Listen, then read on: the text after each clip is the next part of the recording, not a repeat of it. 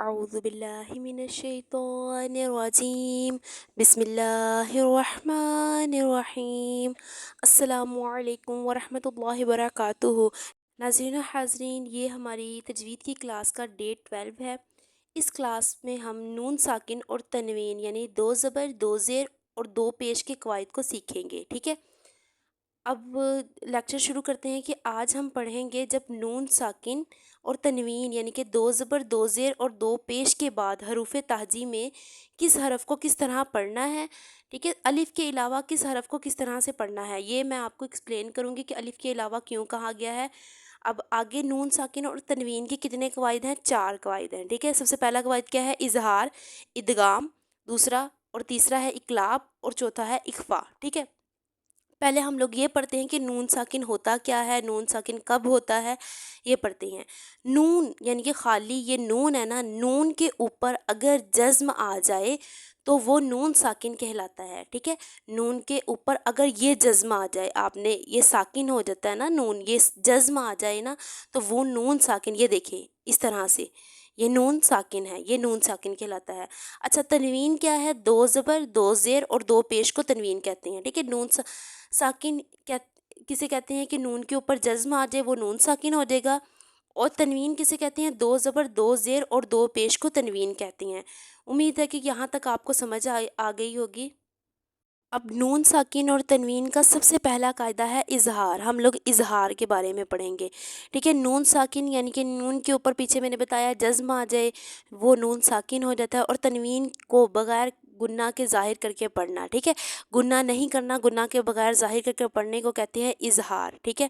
جب نون ساکن اور تنوین کے بعد حروف ہلکی یعنی کہ گلے سے ادا ہونے والے حروف میں سے کوئی حرف آ جائے تو وہاں کیا ہوگا؟ اظہار ہوگا، یعنی نون کی آواز واضح نکلے گی اور ہم نون کے مخرج پر جائیں گے، وہاں مطلب وہاں کوئی گناہ نہیں ہوگا، نہ ادغام ہوگا، ٹھیک ہے۔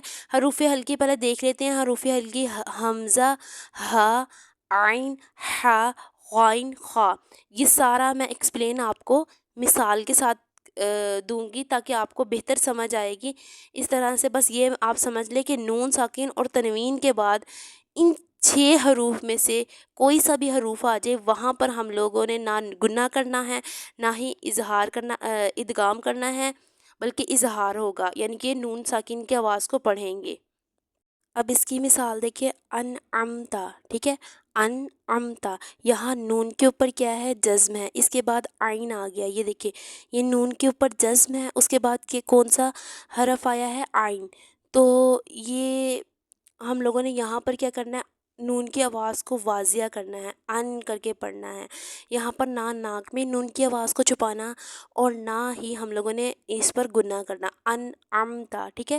یہ ہوتا ہے اظہار، ٹھیک ہے۔ یہ نیچے ایکسپلین بھی ان لوگوں نے کیا ہوا ہے۔ یہاں نون کے اوپر جزم ہے، اس کے بعد عین حروف ہلکی آ گیا تو یہاں پر گناہ نہیں کریں گے، نہ ہی حرف کو لمبا کر کے پڑھا جائے گا، بلکہ نون کی آواز واضح نکلے گی، اس کے مخرج پر جائیں گے، یعنی کہ نون کی آواز کے مخرج پر جائیں گے، یعنی کہ زبان کی نوک مسوڑوں پر لگے گی، ٹھیک ہے۔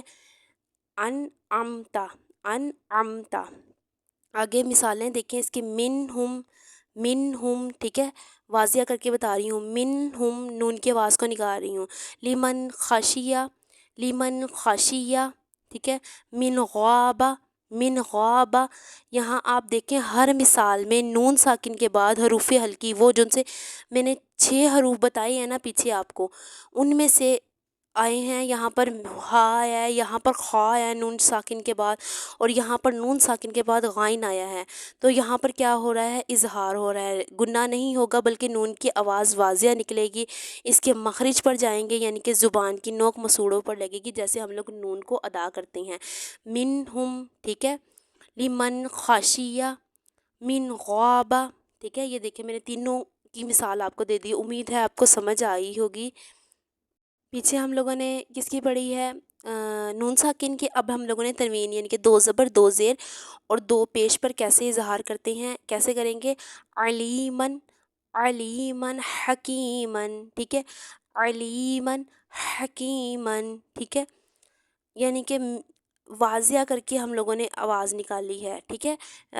اس کی آواز کو چھپایا نہیں ہے، نہ ہی گناہ کیا ہے، بلکہ دو زبر کی آواز کو نکالا ہے۔ سمیع علیم، سمیع علیم، سواء علیہم، ٹھیک ہے۔ یہاں حروف پر تنوین یعنی دو زبر، دو زیر اور دو پیش کے بعد حروف حلقی میں سے حرف آ رہا ہے، ٹھیک ہے۔ یہاں پر گنہ نہیں ہوگا بلکہ اظہار ہوگا، یعنی تنوین والے حرف کو بغیر گنہ کر کے پڑھیں گے۔ تو ناظرین و حاضرین، ہم لوگوں نے یہاں پر سیکھا ہے کس طرح سے نون ساکن کے بعد اگر حروف حلقی آ جائے تو یہاں پر کس طرح سے ہم لوگ اظہار کرتے ہیں، اور دوسرے نمبر پر ہم لوگوں نے سیکھا ہے کہ تنوین پر اظہار کس طرح سے کرتے ہیں، کہ اگر تنوین کے بعد حروف حلقی میں سے کوئی آ جائے تو کس طرح سے ہم لوگوں نے تنوین کی آواز کو نکالنا ہے، یعنی کہ ہم لوگوں نے سمپل ہی نکالنا ہے، علیمن، حکیمن، سمیع علیم، سواء علیہم، ٹھیک ہے۔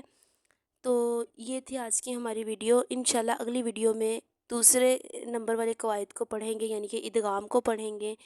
اگر آپ کو یہ میری ویڈیو اچھی لگی ہو تو پلیز میری ویڈیو کو لائک کرنا، چینل کو سبسکرائب کرنا اور آگے اپنے دوستوں کے ساتھ شیئر کرنا۔